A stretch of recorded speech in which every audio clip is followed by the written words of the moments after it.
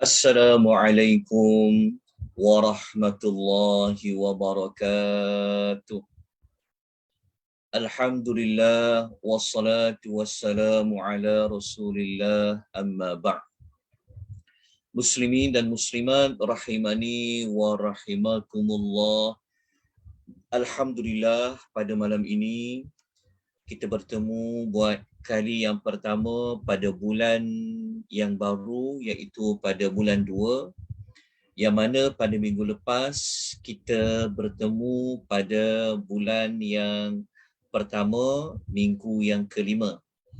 Jadi malam ini merupakan Isnin yang pertama bagi bulan yang kedua, maka kita akan bertemu setiap 2 kali pada setiap Isnin minggu pertama dan minggu yang ketiga. Alhamdulillah, kita telah pun memasuki kisah para nabi yang kedua, iaitu kisah Nabi Allah Nuh alaihi wassalatu wassalam. Kisah Nabi Allah Nuh ini ada 8 kemusykilan, ada 8 perkara yang kita akan bincangkan seperti mana yang telah ditulis, yang telah dibuat kajian oleh Dr. Salah Abdul Fattah Al-Khalidi rahimahullahu ta'ala alaih dalam buku beliau Mawaqiful Anbiya'i fil Qur'ani. Untuk nota minggu lepas, saya belum sempat untuk memasukkan di dalam link Google Drive. Namun begitu, alhamdulillah pada malam ini sempat disiapkan nota untuk rujukan. Kita terus kepada kemusykilan yang kelima. Sebelum itu, saya rasa elok saya ulang balik apa yang telah kita pelajari pada minggu lepas. Okey. Pada minggu lepas, saya telah membentangkan kepada tuan-tuan dan puan-puan, okey, kita telah tunjukkan senarai tajuk yang kita akan belajar pada setiap Isnin, malam Selasa, minggu pertama, minggu ketiga ataupun minggu kelima. Okey. Kita sekarang sedang membincangkan kisah Nabi Allah Nuh alaihi wassalatu wassalam. Tuan-tuan, sekali lagi saya ingatkan, pengisian pada malam ini dan malam-malam yang sebelumnya ataupun pada malam yang berikutnya, kita bukanlah menceritakan kisah para nabi ini faktanya bermula daripada, maknanya kita bukan membincangkan kisah para nabi ini secara keseluruhan, tetapi kita ingin membincangkan fakta yang berkaitan dengan kisah para nabi yang boleh membawa kepada kesalahfahaman, yang boleh membawa kepada kekeliruan, sehingga kan kemuliaan para rasul itu telah tercela, telah tercemar. Sebab apabila kita bincang tentang para rasul, mereka ini adalah manusia pilihan Allah. Jadi apabila Allah memilih, sudah pasti Allah akan memilih para rasul di kalangan manusia yang terbaik. Tetapi ada fakta-fakta yang kadang-kadang kita pernah dengar, kita pernah belajar, kita pernah baca tentang kisah para nabi ni. Fakta itu kalau tidak diperhalusi boleh menjatuhkan maruah, mencemarkan para nabi alaihi wassalatu wassalam. Oleh kerana itulah kita mengambil inisiatif untuk berkongsikan fakta yang sebenar tentang kisah para rasul ini berdasarkan kajian yang telah dibuat oleh Dr. Salah Abdul Fattah Al-Khalidi rahimahullahu ta'ala alaih. Okey.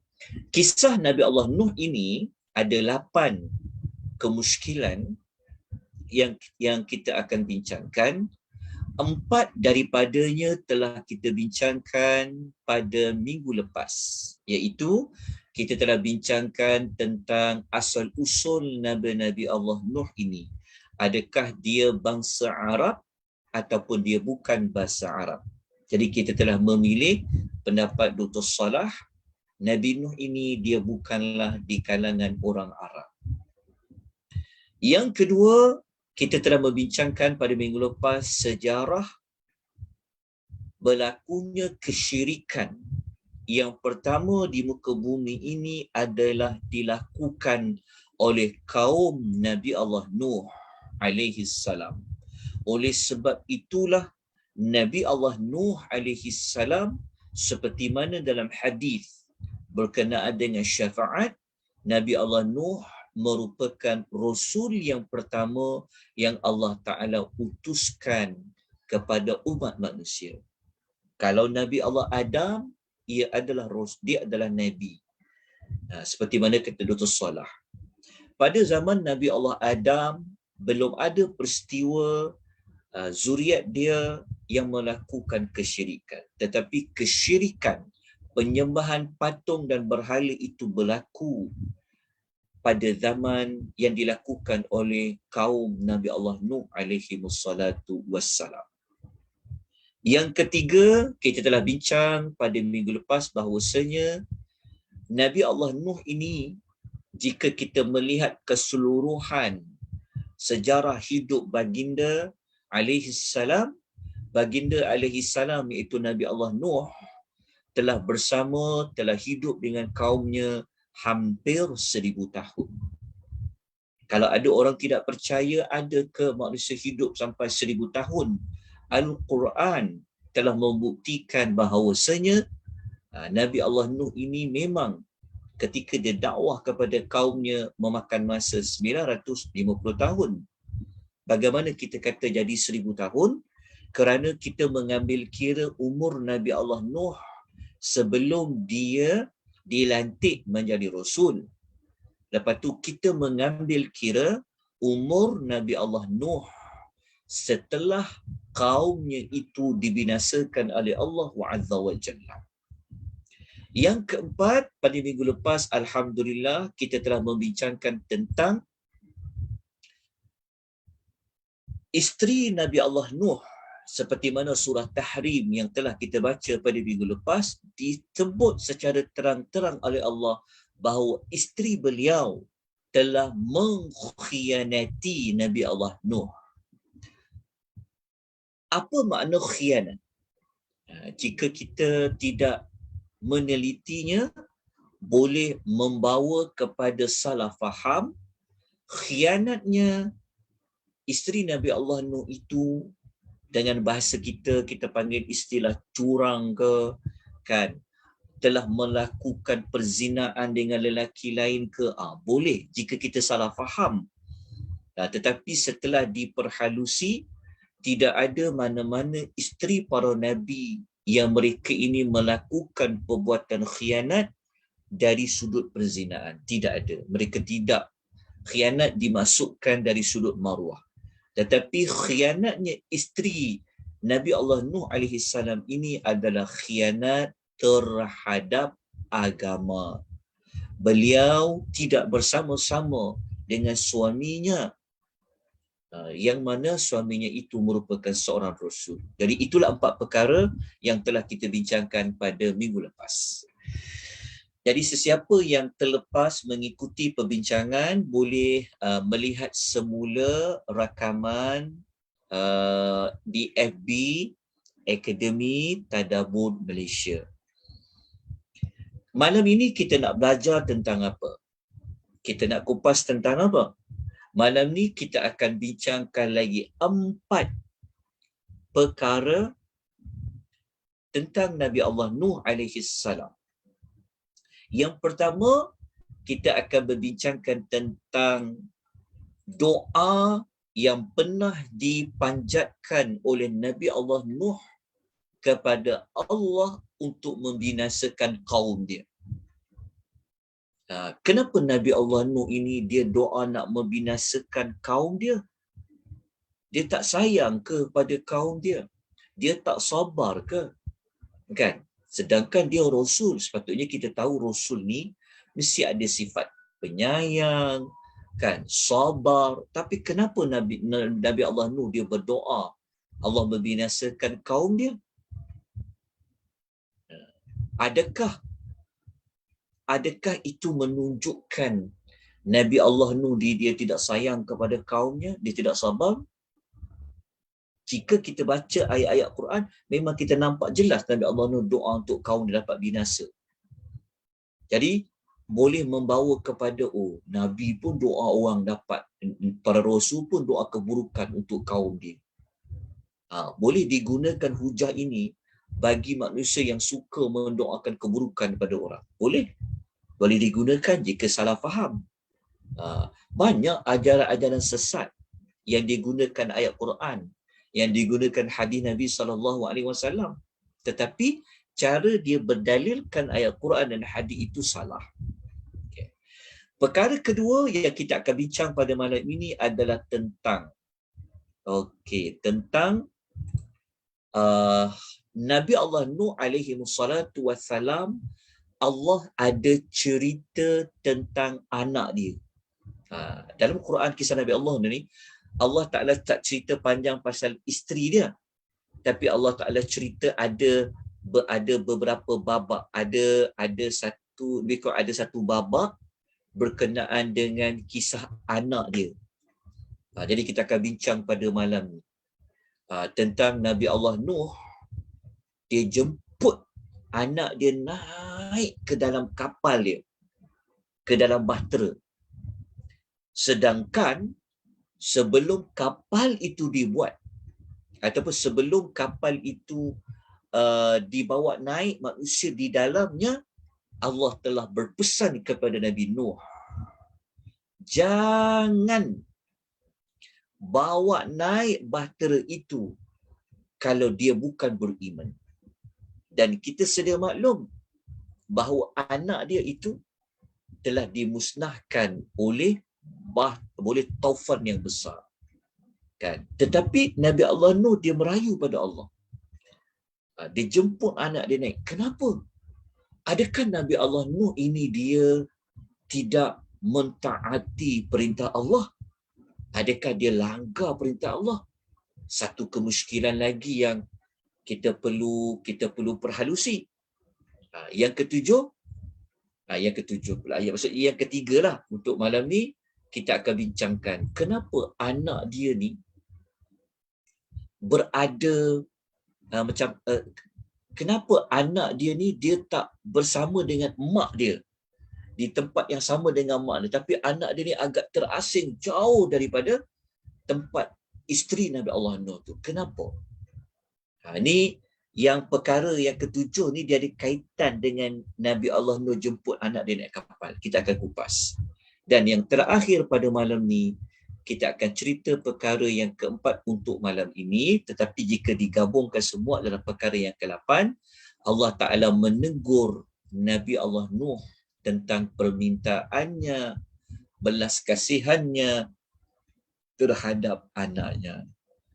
Itulah 4 kemusykilan yang kita akan bincangkan. Nanti kalau kita faham, Allah pun tegur ya para Nabi. Nanti dia kalau macam orang ingat, para Nabi ni buat salah. Para Nabi ni dia buat silap ke? Dia langgar juga perintah Allah tu.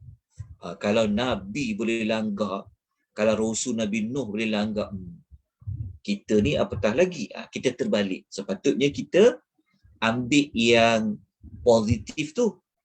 Kan? Kalau Nabi Nuh ini dia bertaubat pada Allah, kita ni lagilah kena bertaubat. Sepatutnya kita begitu. Tetapi apabila disalahfahami, tidak didalami, perkara ini boleh menyebabkan ada banyak perkara-perkara yang boleh mencemarkan kemuliaan darjat para Nabi alaihi wassalatu wassalam, apatah lagi Nabi Allah Nuh ini adalah salah seorang daripada Rasul Ulul Azmi.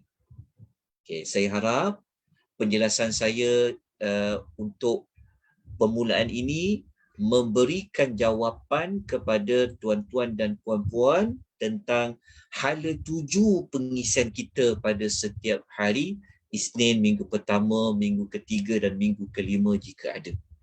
Jadi tuan-tuan dah nampak ada apa yang kita nak bincangkan. Okey, kita terus pergi kepada perbincangannya. Okey, nota saya telah nota saya telah kongsikan kepada tuan-tuan dan puan-puan. Nanti lihat pada link yang link yang telah diberikan kepada tuan-tuan dan puan-puan. Okey, kita terus kepada kemuskilan yang pertama. Tetapi saya letak sini nombor 5 sebab kita sambung daripada minggu lepas. Okey, K itu apa? K itu adalah kemuskilan. K itu kemuskilan. Okey, sebelum tu saya mohon jasa baik tuan-tuan dan puan memberikan maklum balas. Nampak ke nota yang saya paparkan di skrin Zoom tuan-tuan dan puan-puan? Nampak Ustaz. Nampak? Alhamdulillah. Okey, nota adakah tuan-tuan dan puan-puan sudah download dia ke, sudah upload ke? Okey, nanti kalau siapa-siapa yang dia tak tahulah nak dapatkan nota ni bagaimana, insya-Allah nanti dalam grup ini kawan-kawan kita ni ramai yang boleh membantu tuan-tuan dan puan-puan. Kalau yang menyaksikan di FB page Akademi Tadabbur, kalau tuan-tuan tak dapat juga macam mana dapatkan nota ni, nanti tinggalkan maklumat tuan-tuan dan puan-puan di ruangan komen. InsyaAllah nanti akan ada pihak yang akan reply dia. InsyaAllah. Okey, kita terus pergi kepada perbahasan kita yang pertama, doa Nabi Allah Nuh ke atas kaumnya. Okey.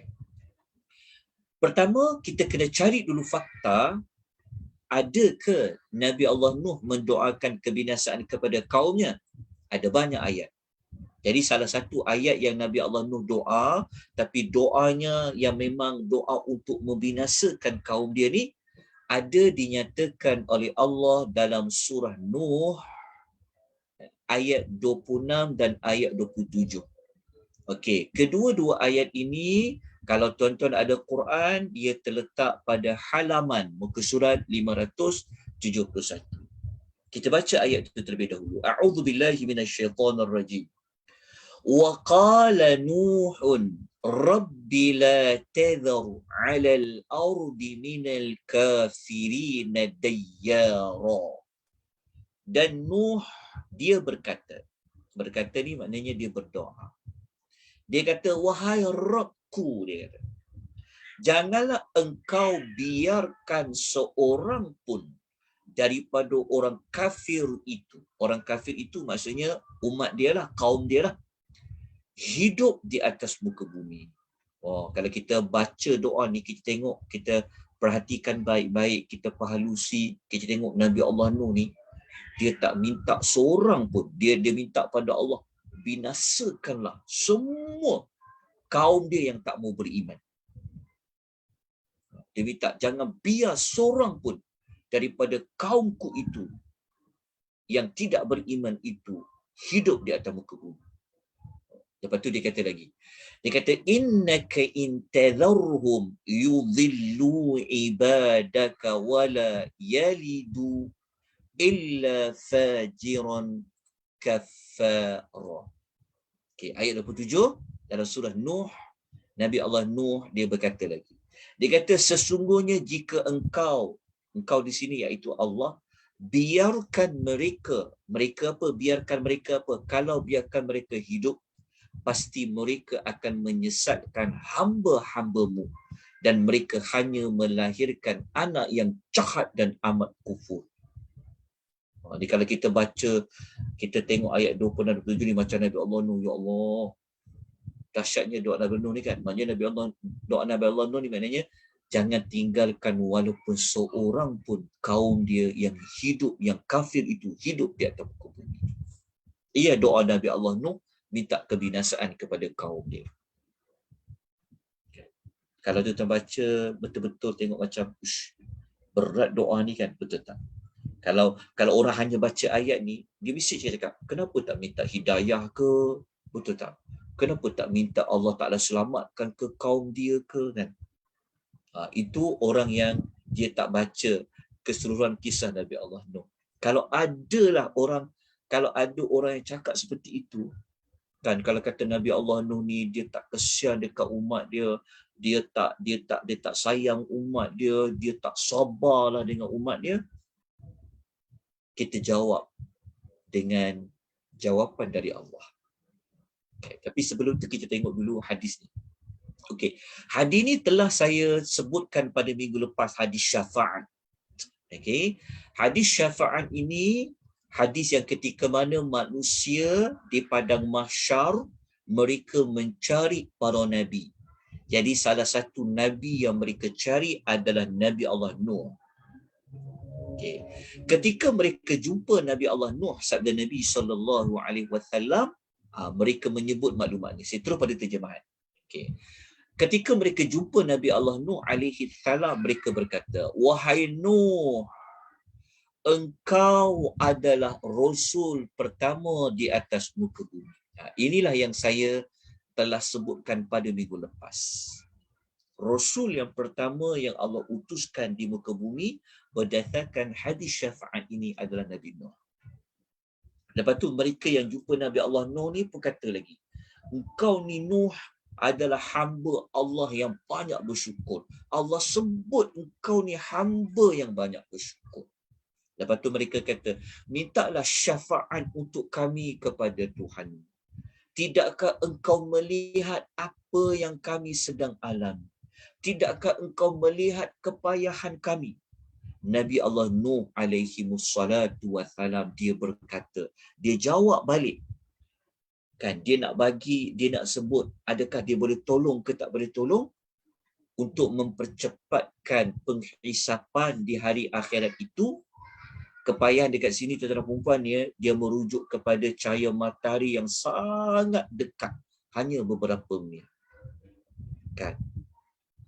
Jadi Nabi Allah Nuh dia kata, "Sesungguhnya pada hari ini Tuhanku sangat marah, kemarahan yang belum pernah terjadi sebelum ini dan tak akan terjadi lagi selepas ini." Lepas tu Nabi Allah Nuh dia menyebutkan satu alasan kenapa dia tak berani nak tolong orang-orang yang minta syafaat kepada dia. Dia kata dulu, dia kata, kalau yang dalam matan hadis tu saya warnakan, dalam tulisan Arabnya matan hadis tu saya letakkan dengan warna kuning lah. Dia kata apa? Dia kata qad kanat li da'watun da'autuha ala qaumi. Nabi Allah Nuh dia bagi alasan. Dia kata dulu, dia kata, aku pernah berdoa dengan doa yang mencelakakan kaumku. Doa apa? Antaranya doa ni lah, surah Nuh ayat 26 dan 27.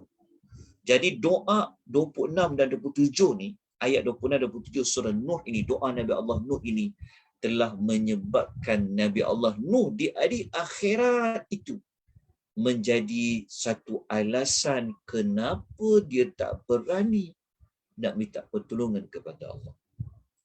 Jadi kalau disokong dengan hadis ni pula, kalau orang tak faham, dia akan kata, tengok tu, Nabi Allah Nuh kan menyesal doakan kaum dia. Kan, kalau kita baca, iya tak iya juga. Kan, kita rasa betul juga. Okey, tetapi adakah Nabi Allah Nuh ni dia memang menyesal tu kerana dia memang tak sabar doa dapat kecelakaan, mencelakakan umat dia ke sebagainya? Ini jawapan dia. Jawapan dia ada dekat surah Hud ayat nombor 36. Kalau tadi doa Nabi Allah Nuh membinasakan kaum dia surah Nuh kan? Ini kita pergi surah Hud. Kalau kita tengok dalam surah Hud, surah nombor 11 ayat 36. Ayat 36 ni kita boleh jumpa pada muka surat 225 dalam Quran. Ayat ni menyelesaikan, memberikan kita jawapan kenapa Nabi Allah Nuh dia doakan kaum dia dapat dibinasakan. Tengok Allah kata apa? Wa uhiya ila Nuhin annahu lan yu'mina min qaumik illa man qad aman fala tabtais bima kanu yaf'alun. Okay, cuba perhatikan terjemahan dia baik-baik. Dan diwahyukan kepada Nuh. Maknanya siapa yang wahyukan kepada Nuh? Iaitu Allah. Allah telah turunkan wahyu kepada Nabi Allah Nuh. Apa wahyu tu? Allah bagi tahu kepada Nabi Nuh bahawasanya annahu, bahawa sesungguhnya kaummu tidak sama sekali akan beriman. Tuan-tuan, tengok ni. Ini siapa yang cakap ni? Siapa yang bagi wahyu, yang bagi tahu dekat Nuh bahawa kaum dia tu, yang dia dakwah 950 tahun tu, usaha Nabi Nuh 950 tahun tu, Allah bagi jawapan kepada Nabi Nuh. Apa kaum dia sebenarnya? Allah bagi tahu kepada Nabi Nuh. Ada perkataan, nampak tak? Dalam perkataan anna ada dekat sini, patut ada perkataan lan dekat sini. Allah bagi tahu kepada Nabi Nuh.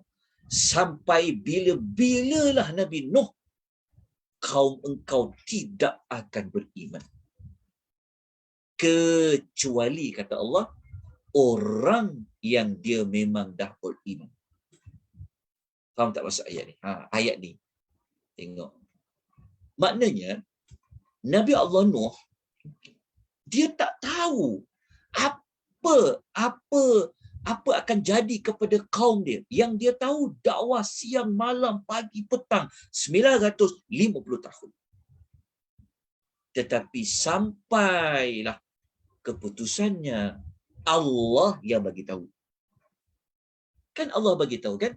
Allah bagi tahu kepada Nuh, forever and ever. Betul kan? Sampai bila-bila lah. Kenapa kita kata sampai bila-bila? Sebab sini ada dia panggil lan. Lan ni menunjukkan kepada taukid, menunjuk kepada at-tadbid, kekal. Allah kata ada kaum-kaum yang beriman, tapi ada juga tak beriman. Yang tak beriman ni kaum Nabi Nuh ni sampai bila-bila dia takkan beriman. Kena faham Allah yang bagi tahu kepada Nabi Allah Nuh. Lepas tu Allah Ta'ala pujuk Nabi Allah Nuh. Allah Ta'ala kata, maka janganlah engkau berduka cita tentang apa yang mereka telah lakukan. Okey, jelas saudara perempuan. Okey. Dah faham ayat ni? Kita nak cari jawapan. Orang yang sedia beriman dengan Nabi Nuh, maknanya Allah bagi tahu ada yang tak beriman, ada yang beriman. Betul tak? Kita nak cari jawapan. Ramai mana kaum Nabi Allah Nuh yang telah beriman kepada Nuh? Kita tengok ayat lain. Kalau kita buka surah yang sama, masih lagi surah Hud, ayat nombor 40.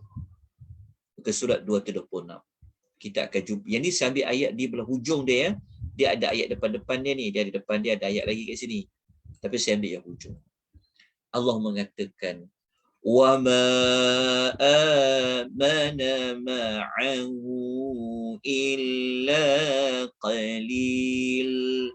Allah kata, tidak ada orang yang beriman itu bersama-sama dengan Nuh, melainkan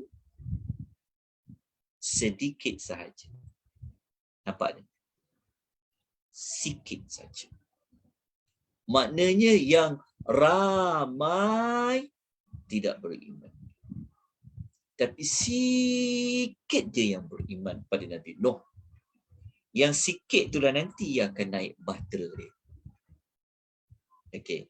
Siapa yang bagi tahu kepada Nuh bahawasanya kebanyakan umat dia memang sampai bila-bila tak akan beriman? Jawapannya adalah Allah.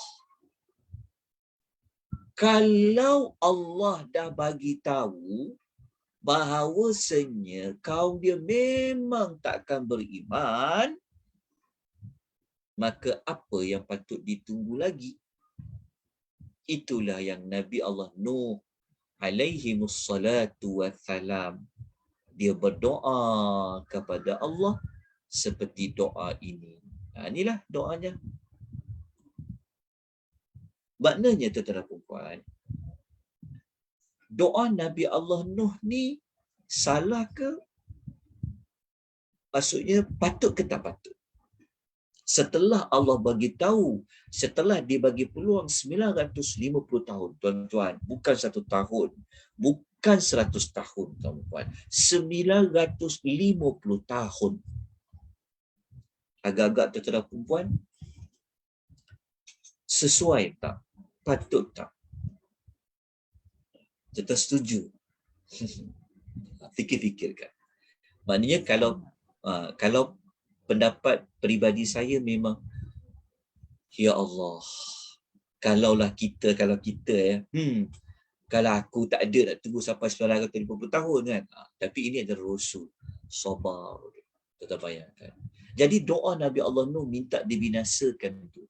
Maknanya bukan menunjukkan Nabi Allah Nuh dia tak sabar. Dia tak sayang dah. Sebab memang Allah bagi tahu dah. Memang mereka ni tak akan beriman dah. Jadi sudah ketetapan Allah, sunnatullah. Telah Allah tetapkan. Siapa-siapa yang tak mau beriman setelah dibagi peluang, mereka akan dibinasakan oleh Allah Azza wa Jalla.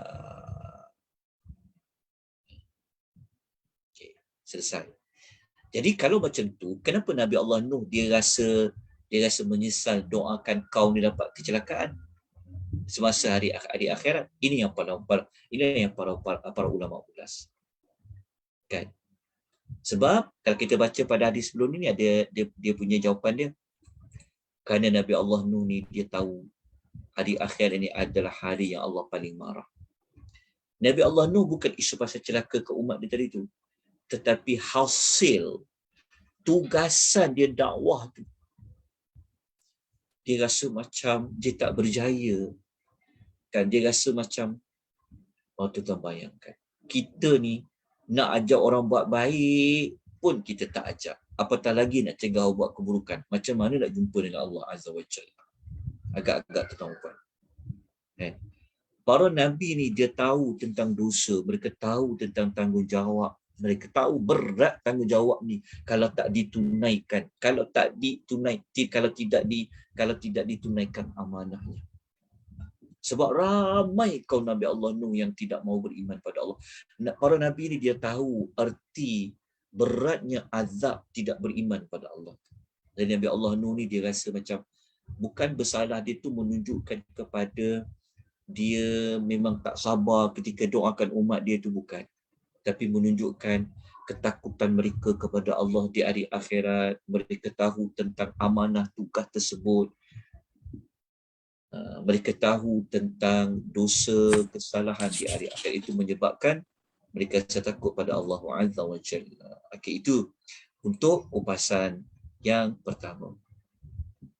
Jadi kita telah berjaya mempertahankan maruah kemuliaan Nabi Allah Nuh alaihi wassalatu wassalam.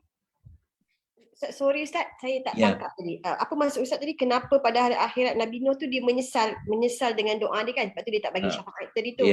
Kenapa Ustaz kata? Sebab pertama dia dikaitkan dengan tugasan dia tu kan. Tugasan dia mengajak kaum dia tak beriman pada Allah. Lepas tu hari itu adalah hari Allah Ta'ala sangat marah. Kan? Dia dikaitkan dengan sebab para rasul ni mereka kenal Allah sehingga mereka rasa walaupun macam mereka rasa bersalah. Mereka tidak bersalah tapi perasaan yang terlalu takut tu.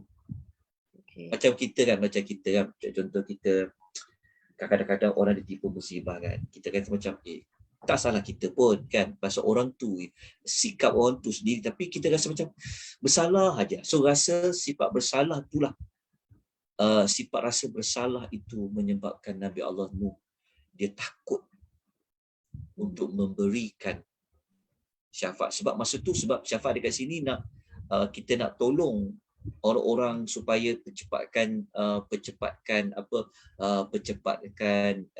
hari penghisapan. Dan kita kalau kita belajar hari akhirat, memang nanti para nabi mereka akan disoal jawab oleh Allah. Nabi Nuh akan dipanggil, semua nabi-nabi akan disoal siasat tentang dah laksana ke belum tugas-tugas mereka. Lepas tu setiap kaum pula Allah akan tanya pula, ni nabi kau ni, dia dah buat ke belum tugas dia? Dia dah jalan belum? So Nabi Allah Nuh ni dia faham tentang apa yang akan berlaku kepada dirinya. Situasi akhirat menyebabkan dia rasa takut tu pada Allah Subhanahu wa ta'ala. Itulah di antara jawapan dia. Wallahu ta'ala a'lam. Jazakallah khair Ustaz. Wa antum fajazakumullahu khair. Okey. Kita terus kepada kupasan yang berikutnya. Okey, kita masuk kepada kemusykilan ke-6 dan ke-7. Malam ni menjadi kemusykilan kedua dan ketiga. Kenapa saya gabungkan? Kerana Dr. Salah dia diasingkan. Kalau kemusykilan ke-6, dia bawa tajuk dia tentang kenapa ada babak kisah anak dia tu. Itu kemusykilan pertama. Sebab kisah isteri Nabi Allah Nuh tak ada diceritakan satu babak. Cuma kita jumpa kisah isteri Nabi Allah Nuh, kita jumpa pada ayat surah Tahrim ketika mana Allah menggandingkan dengan isteri Nabi Allah Lut. Tapi kisah anak dia ada. Itu jadi kemusykilan ke-6. Kenapa Allah paparkan kisah anak dia? Kalau nombor 7, Dr. Salah dia ulas tentang kemusykilan tentang Nabi Allah Nuh, dia ajak anak dia naik ke dalam kapal tu. Kenapa? Jadi saya gabungkan kedua-dua kemusykilan tersebut. Jadi kita letakkan sekali, kita letak kemusykilan 6 dan kemusykilan 7, kisah anak Nabi Allah Nuh dan kisah tentang Nabi Allah Nuh ajak anak dia naik ke dalam bahtera dia. Okay. Jadi kita kena tengok dulu di mana Nabi Allah Nuh yang mengajak anaknya naik bahtera. Ingat ya, ini kisah para nabi. Sebab itu kita tidak akan cakap mana-mana fakta, melainkan ia mesti ada sandaran dia. Kalau tadi saya katakan bahawasanya Nabi Allah Nuh dia pernah ajak anak dia naik bahtera bersamanya, di mana fakta itu? Kita rujuk dalam surah Hud ayat nombor 42. Tuan-tuan ingat, saya ulang maklumat ini saya sebut supaya nanti kalau tuan-tuan mengikuti mana-mana kelas, kisah-kisah para nabi khususnya lah, kan cerita-cerita yang dah lepas, kan benda-benda kisah perkara gaib ni, tuan-tuan mesti kena berani bertanya kepada penyampai. Kan kalau dia bagi satu fakta, dia kata sekian, contoh kisah para nabi, tuan-tuan berani bertanya, di mana sandarannya? Ada tak ayat Quran yang sebut? Tuan-tuan jangan takut-takut bertanya.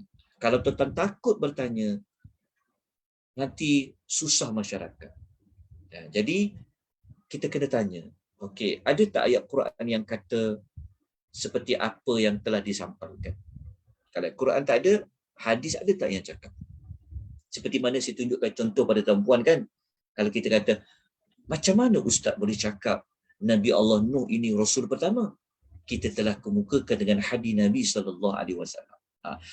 Saya, tuan-tuan, saya sebut maklumat ni supaya tuan-tuan ada disiplin. Tuan-tuan tahu metodologi dalam belajar. Jangan terima bulat-bulat 100% daripada tengah penyampai. Tuan-tuan hanya boleh menerima maklumat itu jika ada sumbernya. Itulah cara berilmu. Kalau tidak nanti kesian. Yang kita akan ambil fakta itu dipegang. Sebenarnya fakta itulah tak ada sandaran pun. Jadi kita tak macam tu.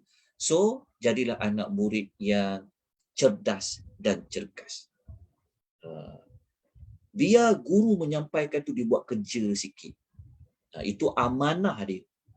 Dia kena amanah lah nak menyampaikan ilmu.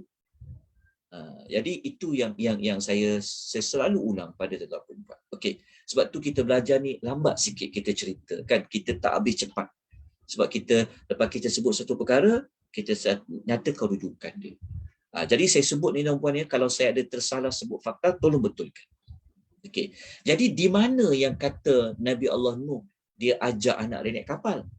Bahtera itu. Okey, kita rujuk dalam surah Hud ayat 42, halaman 226 di dalam Quran. Kalau saya salah sebut nombor ayat ke, halaman muka surat ke, nombor surah ke, nama surah ke, salah baca ayat ke, salah baca terjemahan pun tolong tegur saya. Saya sangat suka kalau ada pihak-pihak yang boleh menegur saya. Okey. Jadi kita tengok. Ayat 42 Allah kata apa? Allah kata وَهِيَ تَجْرِي بِهِمْ فِي مَوْجٍ كَالْجِبَالِ. Bahtera itu bergerak dengan laju membawa mereka. Mereka ni siapa? Nabi Nuh dan orang-orang yang di dalam bahtera itu, termasuk haiwan lah. Okay, bahtera itu laju bergerak bawa mereka dalam fi maujin, dalam gelombang ombak yang tinggi kal jibal, seperti gunung. Kalau gunung tu ombak tu dia boleh naik sampai seperti gunung. Wa nada Nuhu banahu, dan Nabi Nuh dia memanggil anak dia. Kat sini kita jumpa dia. Wanada, telah memanggil, menyeru Nabi Nuh. Apa dia? Ibnahu, anak dia. Maksudnya ada watak anak dia. Dia panggil anak. Masa dia panggil anak dia tu, anak dia ni berada di mana? Wa kana fi ma'zilin. Sedangkan dia, iaitu anak dia tu, berada di tempat yang jauh daripadanya. Okay. Lepas tu Nabi Nuh panggil anak. Ya bunai, wahai anakku, dia kata. Irkam ma'ana. Dia kata naiklah bersama-sama dengan kami. Wala takum ma'al kafirin. Janganlah engkau terus bersama dengan orang kafir. Kenapa? Siapa yang tak dibawa naik kapal, dia itu adalah orang kafir. Dan mereka akan binasa. Jadi Nabi Allah Nuh dia ajak anak dia naik. Jadi ada tak fakta kata Nabi Allah Nuh ajak anak dia naik kapal, naik bahtera? Jawapannya ada. Okey, ambil dulu maklumat ni.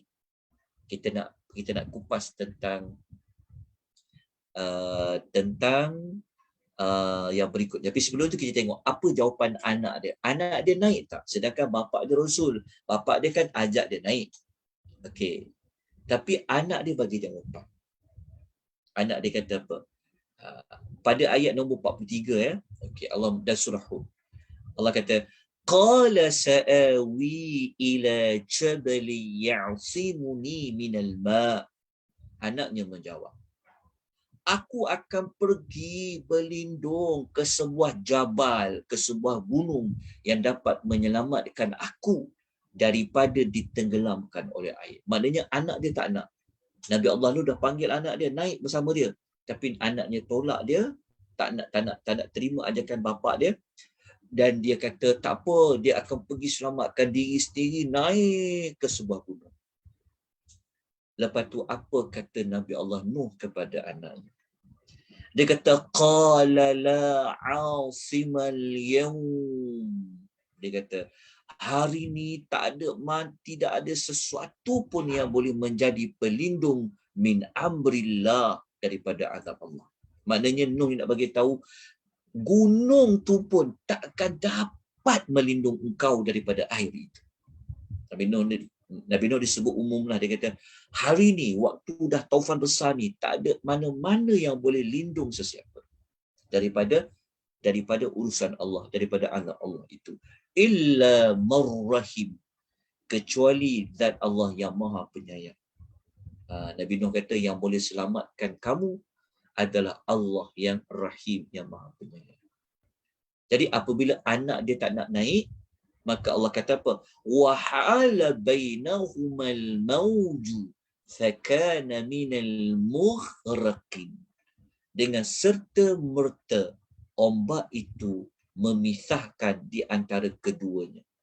Lalu jadilah dia, iaitu anak dia tadi tu, di kalangan orang yang ditenggelamkan.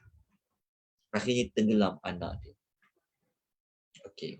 Kita dah dapat maklumat bahawasanya memang betul Nabi Allah Nuh pernah mengajak anaknya naik bahtera bersama dengan dia, tetapi anaknya menolak ajakan tersebut dengan alasan dia boleh selamatkan diri sendiri dengan berada pada sebuah gunung.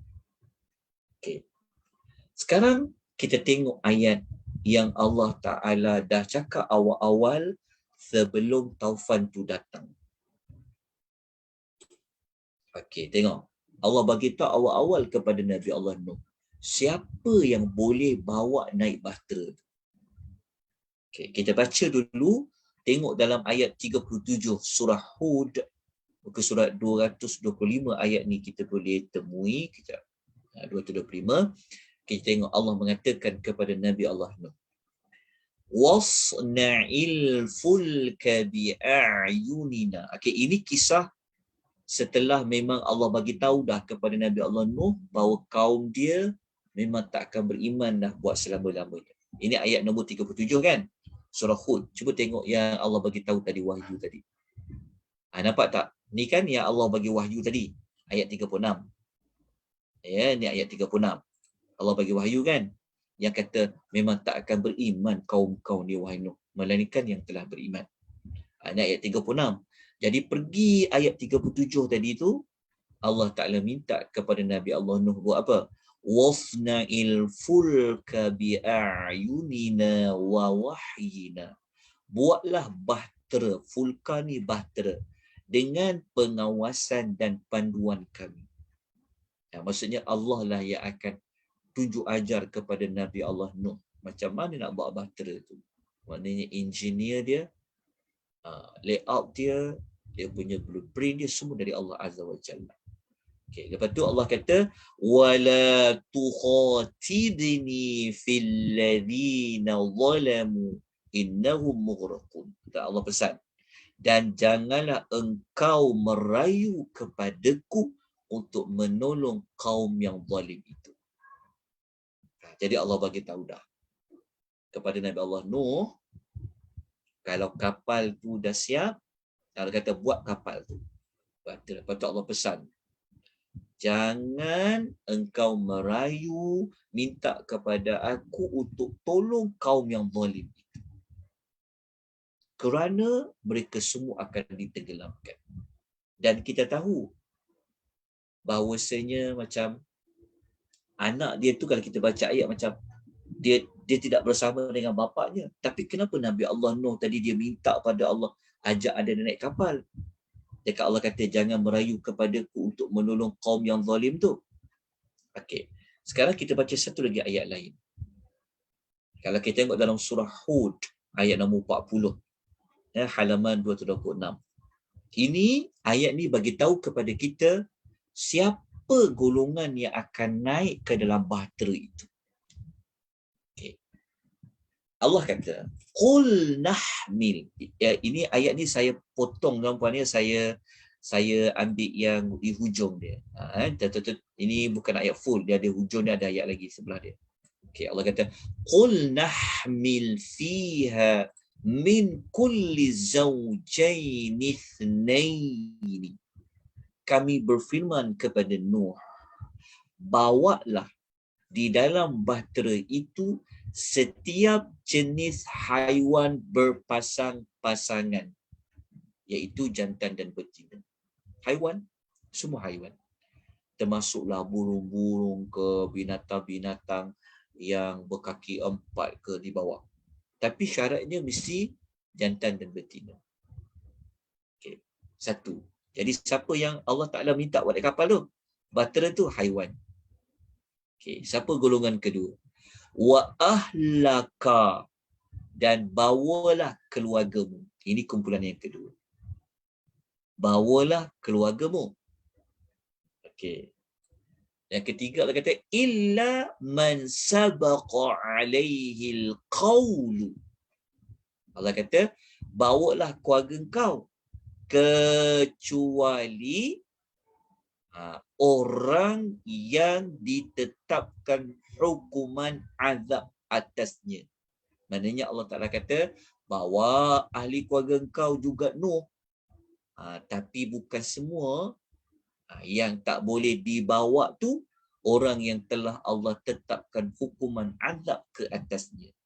Siapa dia ahli keluarga Nabi Allah Nuh yang Allah tetapkan azab?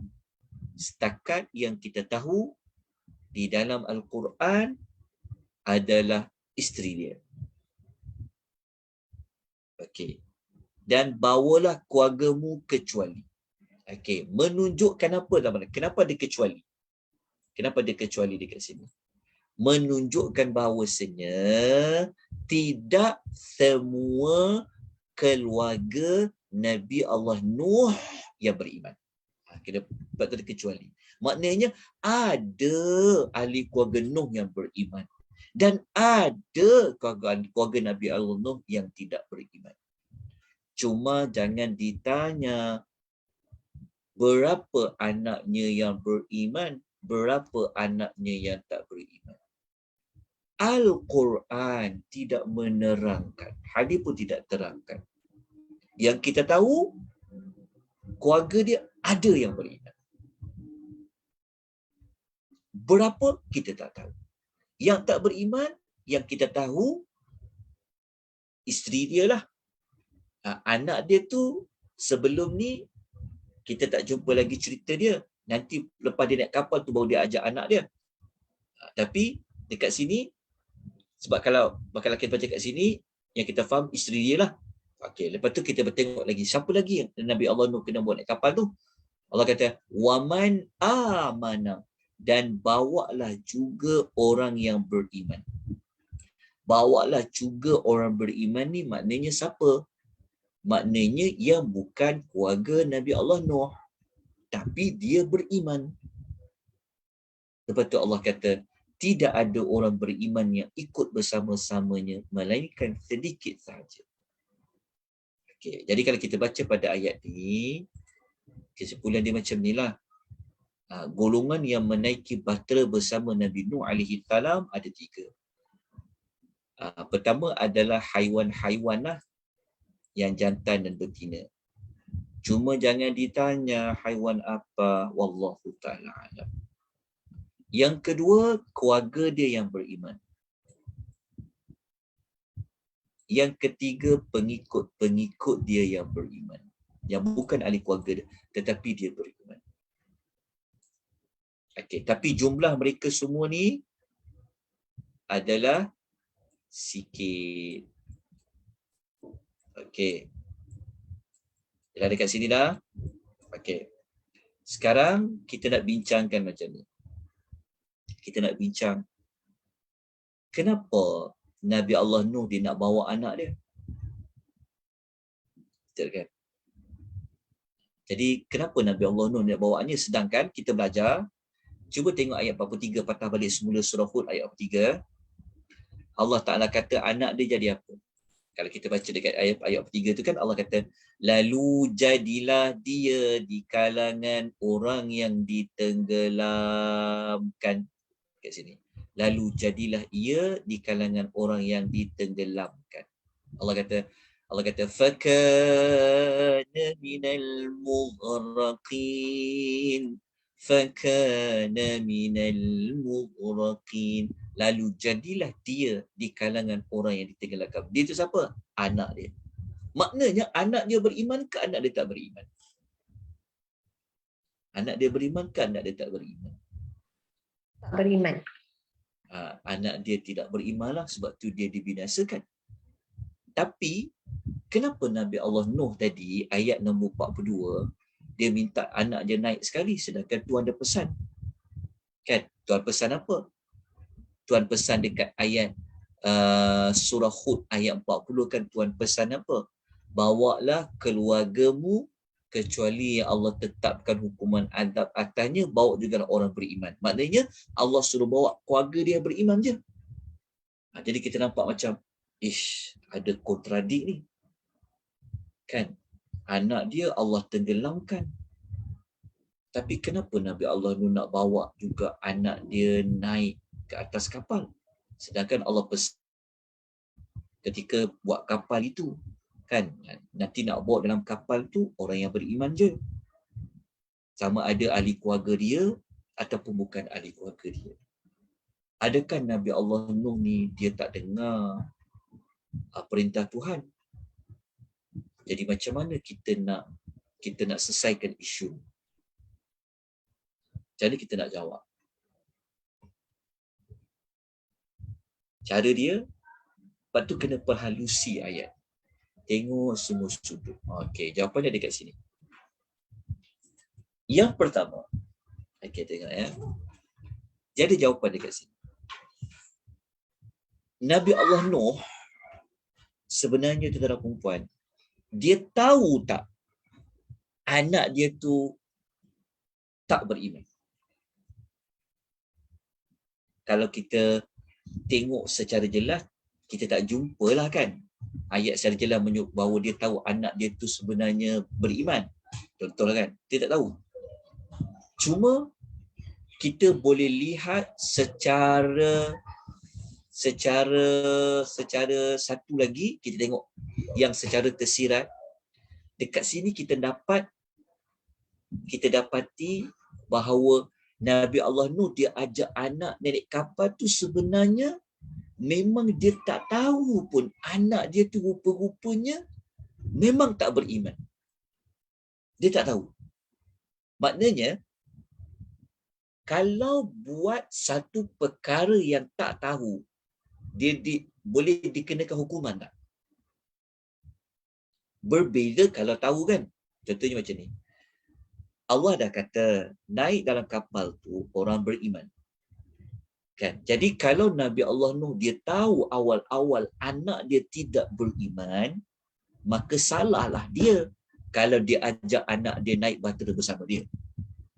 Tetapi sebenarnya Nabi Allah Nuh dia tak tahu yang anak dia tu sebenarnya dia tak beriman. Macam mana kita boleh kata macam tu? Okay, cuba tengok dialog tu. Tengok ya. Ketika mana ayat 42.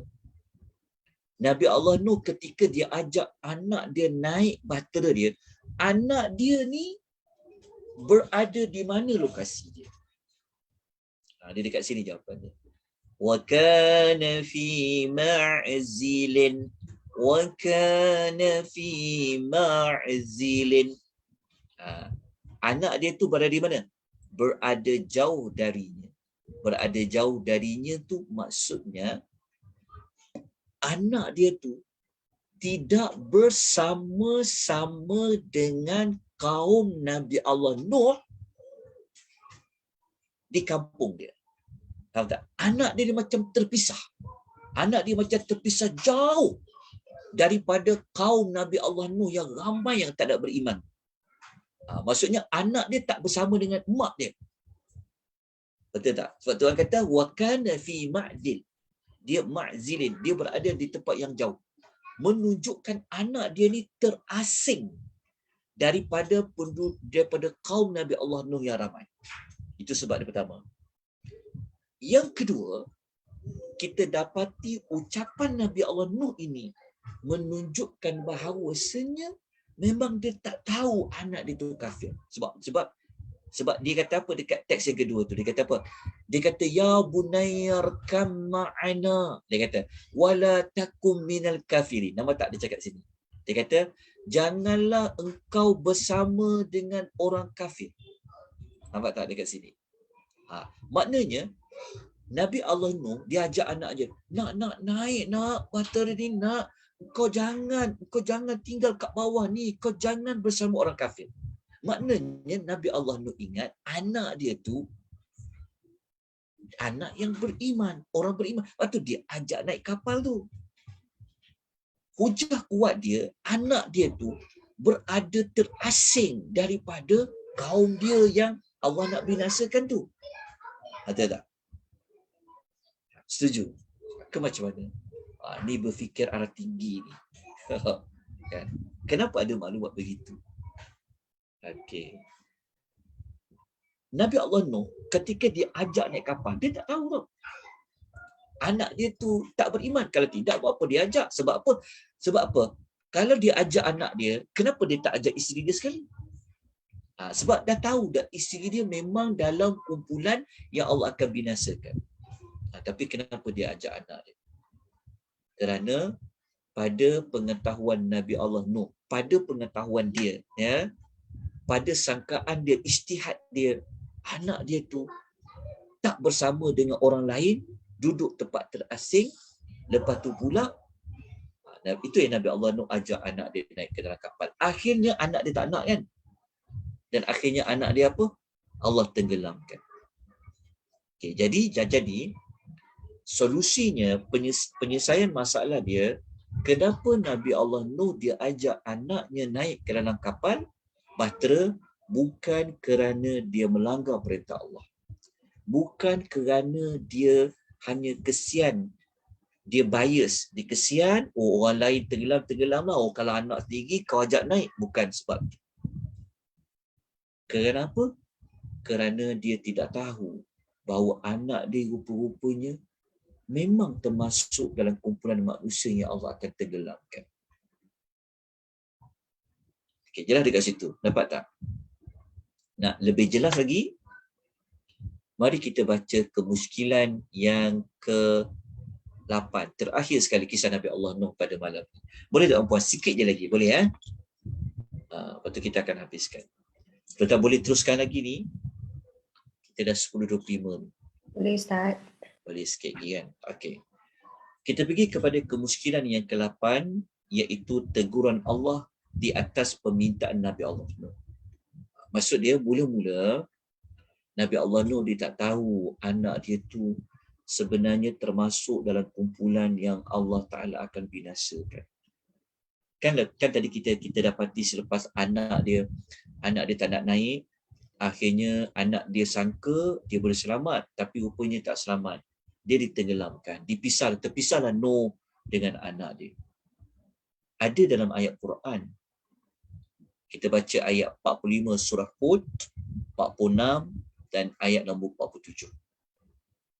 Ayat 45, 46, 47 memberikan jawapan tentang macam mana Nuh ini boleh ajak anak dia naik ke dalam bahtera. Kan? Jadi setelah Nabi Allah Nuh tengok anaknya tenggelam, termasuk dalam kumpulan yang Allah tenggelamkan, maka ayat 45 Nabi Nuh dia berseru kepada Allah. Dia doa pada Allah. Dia merayu pada Allah. Dia kata apa? Wa nada Nuh. Nuh berseru kepada Rabbnya. Dia kata, wa nada Nuh rabbahu. Dia berseru kepada Tuhannya. Faqala, dengan dia berkata, Rabbi inna bani min ahli. Dia kata, wahai Rabbku, sesungguhnya anakku tu daripada keluargaku sendiri. Nampak tak? Nabi Allah Nuh, dia sangka, kan Allah pesan tadi kan, bawa ahli keluarga kau, kecuali yang Allah nak azab. Jadi Nabi Allah Nuh sangka, anak dia tu beriman. Anak dia tu ahli keluarga dia. Sebab Allah katakan, bawa ahli keluarga dia. Dia memang kuatlah sebab tu ahli keluarga dia. Dan sangka dia beriman. Dia doa pada Allah. Dia kata, sesungguhnya anakku tu daripada keluargaku sendiri. Wa inna wa'dakal haq. Dan janjimu itu adalah benar. Wa anta ahkamul hakimin. Dan engkau adalah sebijak-bijak hakim yang menghukum dengan seadil-adil. Sebab kan Allah Ta'ala janji nak selamatkan orang beriman kan. Dan janji Allah tu benar. Tapi kenapa anak dia Allah tenggelamkan juga? So Nabi Allah Nuh dia merayu pada Allah. Dia meluahkan perasaan dia kepada Allah Azza wa Jalla. Kan dia terkenangkan anak dia. Jadi cara dia meluahkan perasaan dia pada Allah, dia katalah, sesungguhnya anakku itu daripada keluargaku. Ya Allah, janji engkau itu adalah benar. Engkau kalau buat keputusan yang seadil-adil. Tengok cara para Nabi meluahkan perasaan. Dia tidak menyalahkan Allah, tapi dia memuji Allah. Jadi kita tengok apa jawapan Allah bagi tahu. Ayat 46 surah Hud, Allah bagi tahu. Qala ya Nuh, wahai Nuh, Allah berfirman, wahai Nuh, innahu laysa min ahlik. sesungguhnya anakmu itu bukanlah daripada keluargamu. Tengok ayat ni baik-baik. Inilah yang kita telah ulas pada minggu lepas. Ada orang dia baca ayat ni secara terjemahan, anak dia tu yang dia ajak naik kapal tu, rupanya bukan darah daging dia, rupanya anak orang lain kot. Sebab memang Tuhan kata dia bukan daripada keluargamu. Kalau kita baca bukan daripada keluargamu, maknanya anak siapa? Ini yang telah kita kupas pada minggu lepas. Maksud bukan daripada keluargamu, maknanya bukan daripada ahli keluargamu yang Allah akan selamatkan. Itulah maksud dia. Kenapa Allah Ta'ala kata anak dia tu bukan daripada ahli keluarga Nabi Allah Nuh yang Allah selamatkan? Allah kata, innahu amalun ghairu salih. Sesungguhnya amalannya bukanlah amalan yang salih. Fala tas'alni ma laysa laka bihi ilmun. Allah tegur. Allah kata, maka janganlah engkau memohon kepadaku sesuatu yang engkau tidak ada ilmu tentangnya. Nabi Allah Nuh kan dia minta Allah Ta'ala, dia luahkan perasaan dia minta pada Allah tentang keselamatan anaknya kan. Tapi Nabi Allah Nuh dia tak tahu. Menunjukkan dekat sini jawapan kuat dia bahawa apa? Nabi Allah Nuh dia memang tidak tahu apa status anak dia tu. Kan? Dia hanya tahu anak dia rupa-rupanya memang tak beriman setelah Allah bagi tahu. Kan? Allah kata, jangan minta apa-apa ya Nuh kepada aku tentang apa yang kau tak tahu tentangnya. Menunjukkan Nabi Allah Nuh tu dia memang tak tahu. Maknanya Nabi Allah Nuh ini dia memang tidak boleh disalahkan apa-apa. Dia ajak anak dia naik ke atas bahtera tu bersama dengan dia. Bukan kerana dia bias. Bukan kerana dia tak dengar perintah Allah. Bukan. Tapi kerana dia tidak tahu. Dia tidak tahu tu pun setelah dia melihat anak dia berada terasing pada orang lain tadi. Lepas tu Allah Ta'ala kata apa? Inni a'izuka an takuna minal jahilin. Sesungguhnya aku ingatkan engkau supaya kamu jangan termasuk dalam kalangan orang yang jahil. Orang yang tak kenal Allah. Tak kenal Allah ni membawa kepada tidak beriman kepada Allah. Apa jawapan balas Nabi Allah Nuh kepada Allah? Ayat 47. Last kali malam ni kita akan belajar. Nuh kata apa? Qala rabbi inni a'udzubika an as'alaka ma laysa li bihi ilmun. Nuh berkata, ya Rabbku, sesungguhnya aku minta lindung kepada engkau daripada memohon sesuatu yang aku tak ada ilmu tentangnya. Nabi Allah Nuh dia rasa bersalah sebab dia merayu kepada Allah tentang apa yang dia tak tahu tentang anak dia tu. Jadi dia takut. Dia minta pada Allah Ta'ala tu, Allah Ta'ala balas dengan keburukan. Jadi dia minta lindung kepada Allah daripada apa yang diminta tadi tu, yang dia tak tahu tentangnya. Lepas tu Nabi Allah Nuh dia sangat beradab pada Allah Azza wa Jalla. Dia kata, wa illa taghfirli, jika engkau tidak mengampunkan dosaku, wa tarhamni, dan kalau engkau tak bagi rahmat kepadaku, aku minal khasirin, nescaya aku termasuk di kalangan orang yang rugi. Kalau kita baca ayat ni, Nabi Allah Nuh seperti dia beristighfar kan? Betul lah, dia beristighfar lah. Dia minta Allah bagi rahmat kepada dia. Kalau Allah tak ampunkan kesalahan dia, Allah tak rahmat dia, dia termasuk orang yang rugi. Okey, tuan-tuan kena faham ya.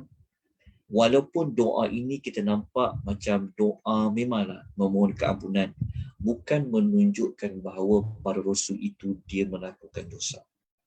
Kita kena faham macam ni. Macam saya sebutlah, orang yang kenal Allah, dia rasa berat sangat kalau dia buat sesuatu yang tidak kena dengan Allah. Nabi kan macam ni, kita faham tak? Dari sudut agama kan, kita buat sesuatu yang kita tidak tahu, Allah maafkan tak? Tentu Allah maafkan. Tidak, kita tak tahu, oh, rupanya salah ni. Contohnya kita kita makan benda yang haram, contoh kan.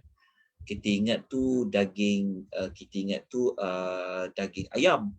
Contoh. Contohnya kita ingat daging ayam tu ayam yang disembelih, contoh. You makan, kita berkata, ayam kau makan tu tak sembelih lah. Jadi adakah kita berdosa makan makanan yang tidak halal? Sebab kita tak tahu. Faham tak maksudnya? Jadi para Nabi ni, walaupun mereka tahu bahawa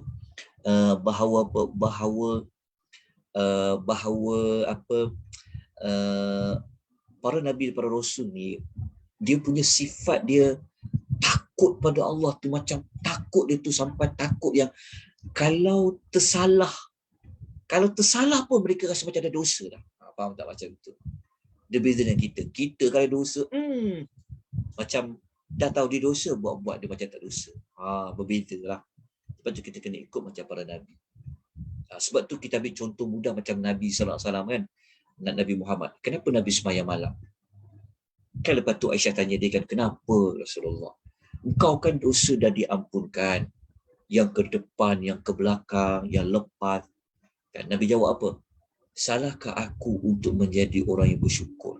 Maksudnya Nabi ni, dia rasa macam, rasa tak cukup je lagi. Dia rasa macam, selalu rasa macam, tak cukup lagi lah ibadat. Dia macam tu. Orang yang dekat dengan Allah ni, dia kenal Allah, dia rasa macam tak cukup. Kalau macam kita contoh.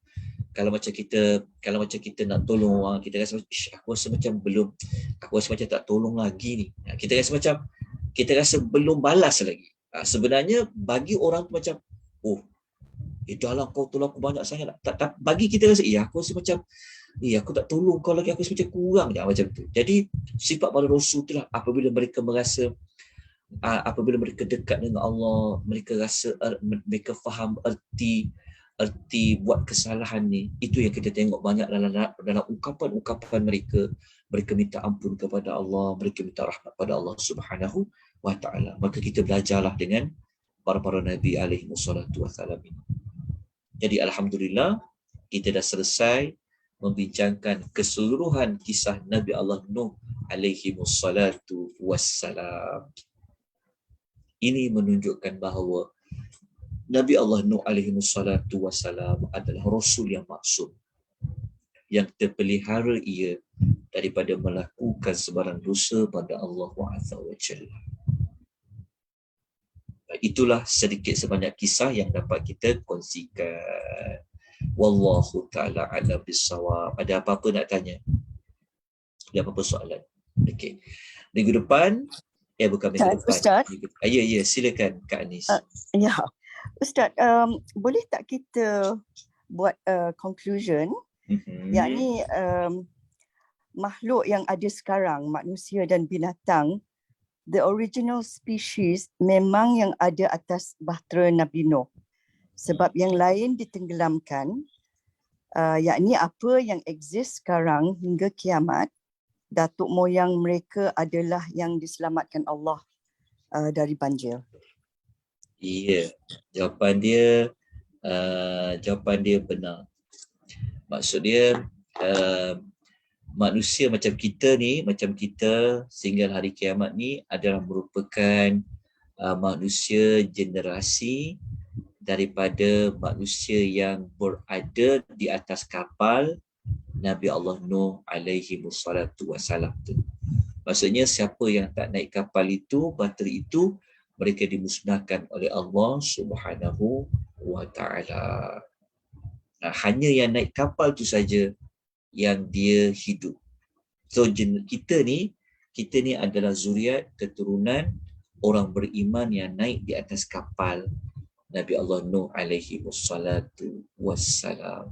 Termasuklah haiwan-haiwan yang ada pada hari ini, haiwan yang ada dekat Zoo Negara, yang ada dekat Zoo Melaka, ada dekat Zoo Taiping dan zoo mana-mana ni, mereka ini adalah daripada haiwan-haiwan yang haiwan yang dibawa oleh Nabi Allah Nuh naik di atas bahtera tersebut. Jadi Ustaz, macam makhluk yang bukan di dunia seperti di angkasa lain, di Mars or whatever terrestrial makhluk yang ada luar tu, jadi luar daripada peristiwa ni lah, kejadian mereka. Ya, sebab yang ni cerita tentang manusia, sedangkan kita tahu kan para malaikat kan berada di langit-langit. Kita tahu bahawa sebelum, kalau kita belajar kisah Nabi Allah Adam, sebelum Allah Ta'ala menciptakan Nabi Allah Adam itu, Allah telah ciptakan dulu langit, Allah Ta'ala ciptakan dulu bumi, lepas tu Allah ciptakan apa saja yang melengkapkan langit dan bumi. Wallahu ta'ala ala bisawab. Terima kasih banyak Kak Anis atas apa pertanyaan dan maklumat tambahan yang dapat kita ambil pada malam ni. Ya, jazakallah Ustaz. Wa antum fajazakallahu khair. Okey, tuan-tuan dan puan, ada apa-apa lagi nak dikongsikan? Silakan. Ada apa-apa nak ditanya, kalau saya mampu jawab, saya jawab dengan kadar yang saya tahu. Okay.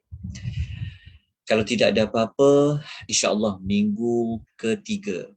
Minggu depan kita tuan-tuan dijemput untuk bersama dengan Al-Fadhil Ustaz Abdullah Bukhari. Sebab Isnin minggu depan adalah Isnin minggu yang kedua, 14 hari bulan. 14 hari bulan 2 adalah Isnin yang kedua bersamaan dengan 14 Rejab. Jadi tetap mengikuti perbincangan lanjut tajuk perang gerila dengan syaitan. Dan nak masuk tajuk hujung-hujung tu, nanti boleh ikuti pada minggu depan. Kita bertemu siri yang ke-12 adalah pada tarikh 21 hari bulan 2. 21 hari bulan 2, hari Isnin, minggu ketiga bersamaan dengan 21 Rejab. InsyaAllah itu pertemuan kita buat siri yang ke-12. Mohon maaf atas kelemahan kekurangan seperti yang saya sebut pada peringkat awal tadi. Kalau saya ada tersilap dalam menyampaikan fakta, menjawab soalan dan sebagainya, saya mohon ampun dan maaf tuan-tuan, dan saya minta tolong tegur, tolong betulkan. Semoga kita semua mendapat berkat, mendapat rahmat dari Allah Subhanahu wa taala. Terima kasih semua, jazakumullahu khairan. Aqulu qouli hadza wa astaghfirullahal azim wa billahi taufiq hidayah. Wassalamualaikum warahmatullahi wabarakatuh. Assalamualaikum. Terima kasih Ustaz.